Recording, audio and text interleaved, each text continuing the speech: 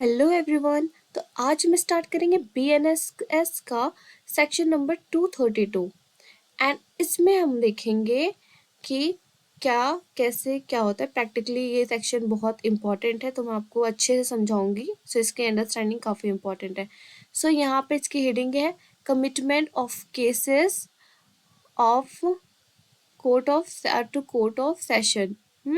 तो यहाँ पे आप देखेंगे कमिटमेंट ऑफ केसेस का क्या है। पहले तो ये केसेस वर्ड बहुत अच्छे से मार्क कर लीजिए, ये बहुत इंपॉर्टेंट है। एग्जाम में आपको इससे चेंज कर कर कुछ और यहाँ पर रख कर आपको दे सकते हैं। तो याद रखना है 332 में कमिटमेंट ऑफ केसेस है। तो टू कोड ऑफ सेशन, तो इसका मतलब क्या है?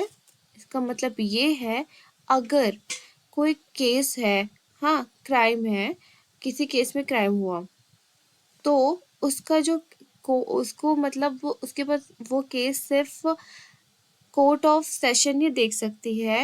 एंड अगर वो केस मजिस्ट्रेट के पास आता है तो मजिस्ट्रेट उसको भेज देगा कहाँ?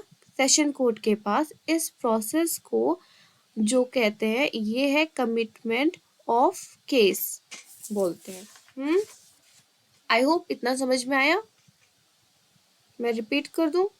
ओके, मैं रिपीट करती हूँ फिर से कि फॉर एग्जाम्पल मैं आपको एग्जाम्पल देती हूँ।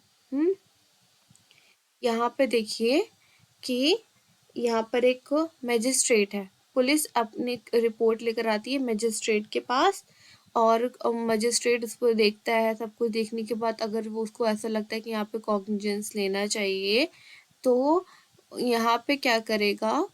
अगर बट कॉग्निजेंस ले लेगा, बट अगर उसके पास ये राइट नहीं है कि वो इस केस को देखे और इस केस को सिर्फ कोर्ट ऑफ सेशन ही देख सकती है, ये कोर्ट ऑफ सेशन ही देख सकती है, तो इस केस में मैजिस्ट्रेट ट्रायल के लिए इस केस को वो वहाँ पे यहाँ पे भेज देगा इसको कोर्ट ऑफ सेशन को।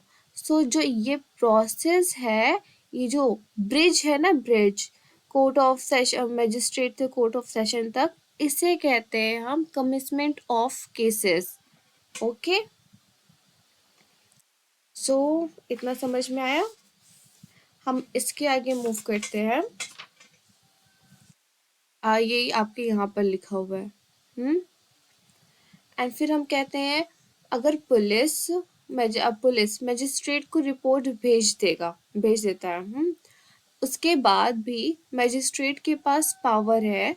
लाइक अगर क्या होता है, ये मैं इसको समझा रही हूँ, ये जो लिखा हुआ है कि अगर पुलिस मजिस्ट्रेट को रिपोर्ट भेज देता है तो मजिस्ट्रेट के पास पावर है कि वो ये देख सकता है कि ये केस उसके पास ही डील होना है या फिर उसको ट्रांसफ़र करना है किसी अदर कोर्ट में। उसके पास इस केस को देखने का जुरिस्डिक्शन है या नहीं है। एक जुरिस्डिक्शन होता है ना कि आप किस केस तक कहाँ कहाँ कौन कौन देख सकता है, तो वो ये चेक कर सकता है मजिस्ट्रेट और उसके अकॉर्डिंग वो कोर्ट ऑफ सेशन भेज देगा। फिर हम आते हैं इसके सब क्लॉज 1 पर। तो सब क्लॉज 1 में क्या है?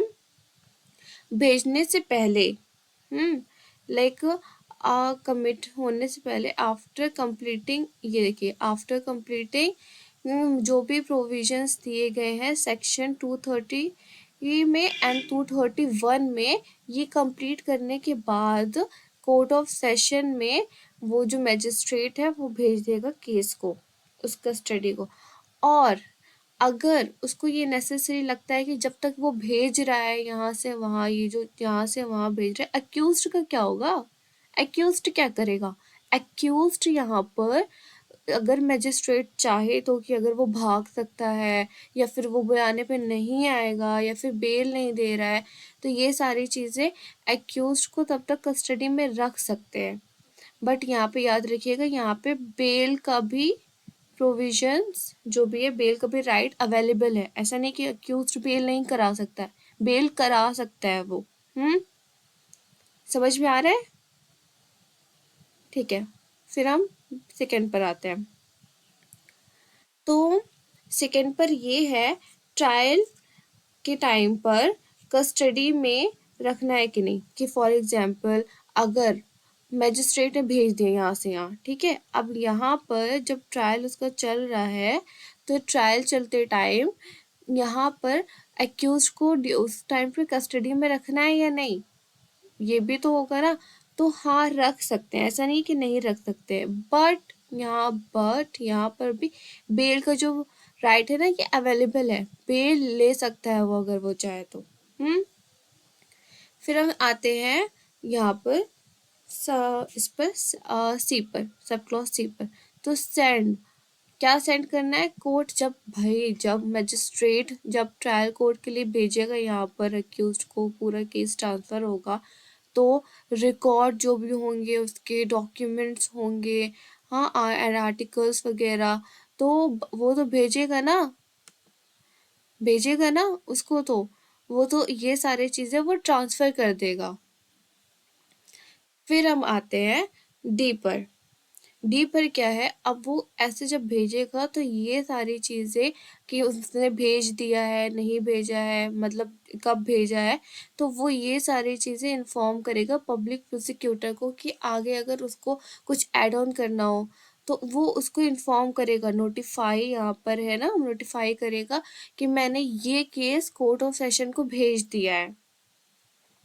फिर हम आते हैं प्रोवाइडेड पर। तो प्रोवाइडेड में ये चीजें देखिए इम्पोर्टेंट है कि यहाँ पर 90 डेज को कर दिया है, कि ऐसा नहीं है कि लेके बैठे हैं, कोई कुछ काम ही नहीं कर रहा हो, कि बिजी है ये वो। तो यहाँ पर 90 डेज यहाँ पे अवेलेबल करवा दिया गया है कि 90 डेज में आप यहाँ पे कर सकते हैं। बट यहाँ पर भी याद रखिएगा, ऐसा नहीं आपको किसी भी हालत में भेजना ही है भाई, कुछ भी हो, नहीं, ऐसा नहीं है। कि अगर कोई वैलिड रीजन है तो यहाँ पे ये एक्सटेंड भी हो सकता है, कितने दिनों का, 180 डेज के लिए एक्सटेंड हो सकता है। बट क्या रीजन था उसमें, ये रिकॉर्ड करके राइटिंग में देना होगा कि रीजन क्या था, क्यों एक्सटेंड हुआ, ठीक है। फिर हम आते हैं प्रोवाइडेड फर्दर पर।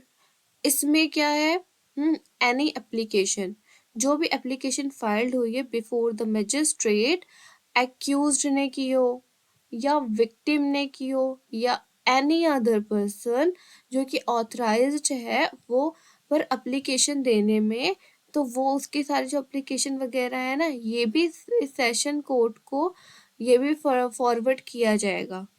मजिस्ट्रेट ये सारी सेशन कोर्ट को फॉरवर्ड करेगा, ठीक है, समझ में आ गया। तो बेसिकली आप इसको, अगर आपको नहीं समझ में आया है तो आप एक बार और देख लें, मैंने बहुत ही सिंपल वे में समझाया है आपको, आई होप आपको समझ में आएगा। एंड मैं ऐसे ही नेक्स्ट लेक्चर भी मैं डालती रहूंगी, आप देखते रहना। Thank you, bye bye.